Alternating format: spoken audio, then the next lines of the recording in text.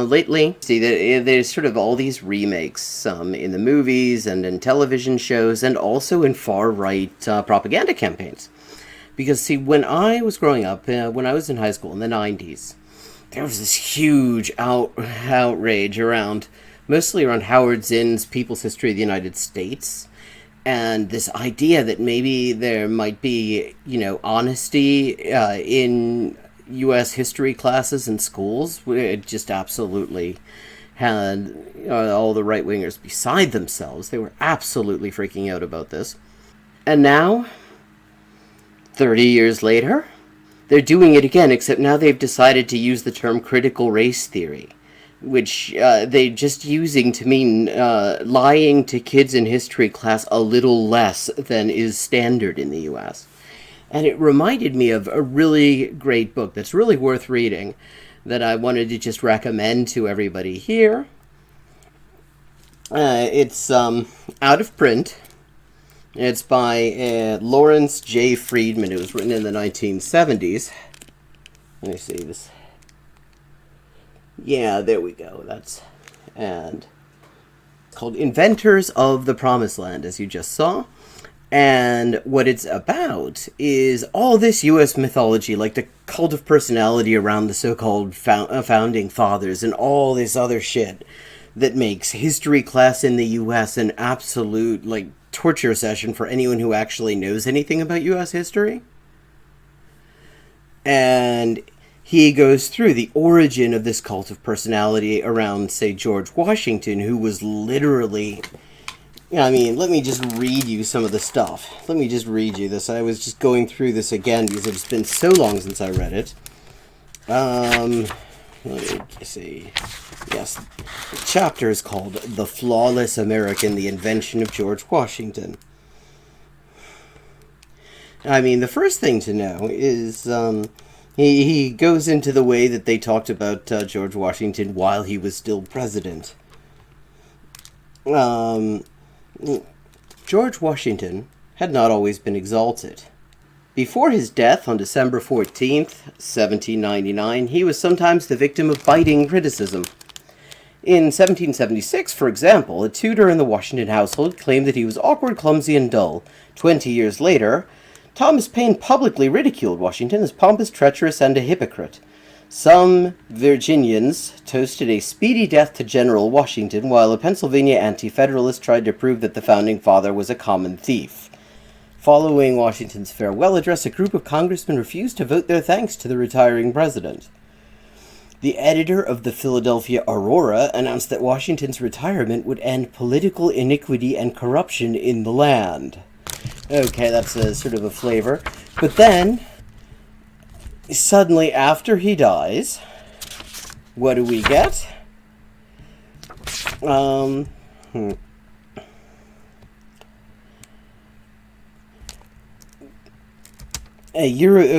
1815, a European traveler called Paul Svidin, which sounds Russian, possibly, reported that every American considers it his sacred duty to have a likeness of Washington in his home, just as we have the images of God's saints.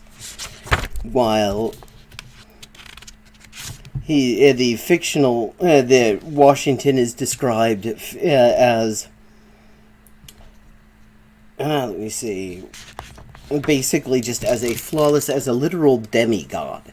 They just go into this whole thing to the extent that it was really kind of confusing to these Washington hagiographers. This is right after his death. How he could turn out to be mortal, because they'd established that he was literally flawless, that he was a demigod. It's absolutely just off the hook, and it really gives you some insight into the sort of cultural broth that we're all stewed in this country. And how, really, when you think about it, actually it seems like North Korea was kind of ripping their cult of personality off of us. I thought about, I didn't have time to do it, but I thought about doing sort of a little game where I would have some quotes, and it would just be, who's it about, Kim Il-sung or George Washington? And it was going to be hard, because the level of the oratory around Washington, the whole cult that they started then and that really lives on now to our great misfortune, is really on that level. So the book is Inventors of the Promised Land. I got it secondhand since it's out of print. I got it for like 50 cents 15 years ago. I imagine you can probably find it out online for cheap, and if you can't, I highly recommend getting it. You will not regret it. It is a very nice insight into why the political culture is just so completely fucked up in this country.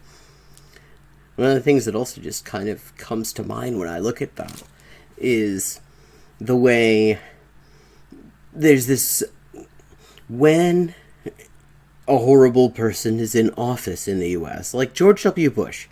Yeah, a lot of people aren't old enough to remember what the discourse was like around George W. Bush when he was president.